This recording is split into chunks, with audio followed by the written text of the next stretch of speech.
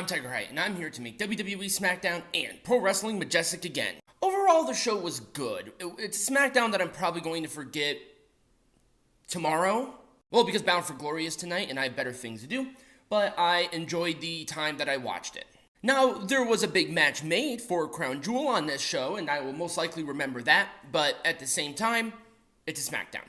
It's a Smackdown on a day. That's pretty much how I saw this. Maybe if I was live, I would think about it, but I barely remember what happened on Dynamite. So let's go into our first promo with Paul Heyman kicking off SmackDown, talking about Roman Reigns and the match that Reigns is going to have with LA Knight for the Undisputed Champion at Crown Jewel. Blah, blah, blah, blah, blah. Out comes LA Knight. Huge pop. They have a really good back and forth. They're just doing everything right with LA Knight. Like, 100%.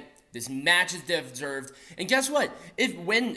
You really think LA Knight's going to be the guy to beat Reigns? That would be insanity, but if I was a betting man, I would not put my money on that. Even if he loses, this is still a big spot for him. So this 100% gets a full thumbs up. It really told a good story. I really liked it. The presentation was good and in the right place. Up next was our first match, which was Santos Escobar and Montez Ford. Montez Ford showing new moves, some new aggression, and I'm really digging it. It was a roll-up with tights for Montez Ford to win. Decent back-and-forth match. There was a good post-match attack, and the obvious heels were getting the upper hand until Carlito ran out to chase off the Street Profits. Because I don't think Bobby Lashley was actually in the ring at all. Because now Carlito and Lashley are in a thing, which I am 100% for. I like the match. It told the story. It's really starting to develop this feud quite well, and with Carlito's addition, it's going to be a benefit. I'll give it a full thumbs up. Why not? So the John Cena segment, he really teased here that he was going to retire. Also, he has not won a singles match since 2018, which is kind of crazy. God, was it really that long? Anyway, challenges anybody. Solo Sikoa comes out. Then Jey Uso comes out and they both attack. And then Jay comes out. I think I said Jay twice. Jimmy hit John Cena with a super kick, and then Jay attacked Jimmy. There, clarification. I'm not re-recording. But yeah, I thought it was fine. Not the best John Cena promo I've ever heard in my entire life, but still developing this stuff with Bloodline, and now with Cena. I don't know. It's kind of weird for me, but I'm going to give it an Orange Cassidy thumbs up. I thought the whole point of putting Jay on Raw was to separate out the Usos till Mania. They're not doing that.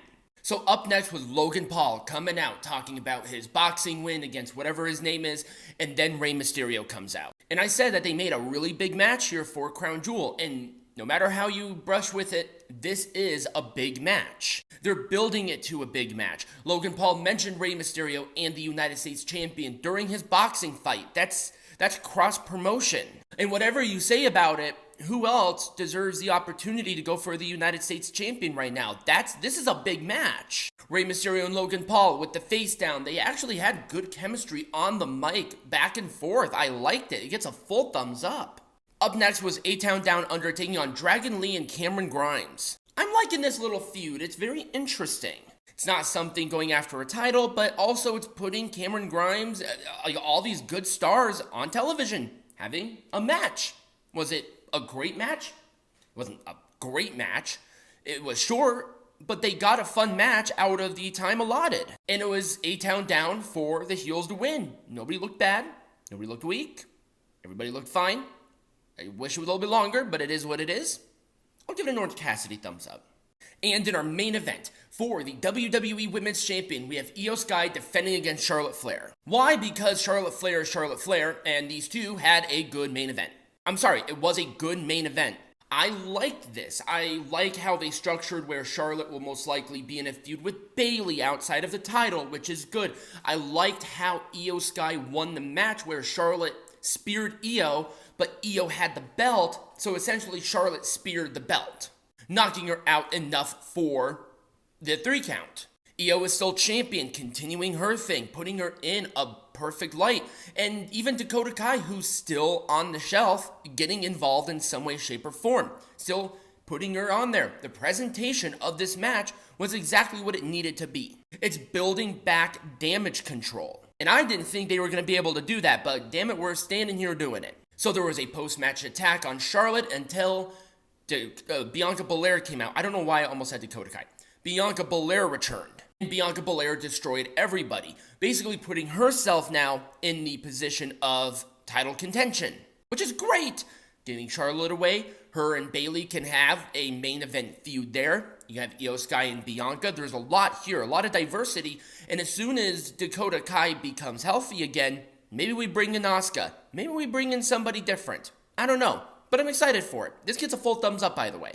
Well-structured title match, main event, felt like a main event, and that's what it needed. And that was SmackDown. Let me know what you thought about my video, but also SmackDown in the comments down below or right over here next to me. Subscribe or follow the channel, depending on where you're watching this on. Become a patron, get hats. Remember, Bound for Glory is tonight. Fight.tv will have it. And as always, be majestic.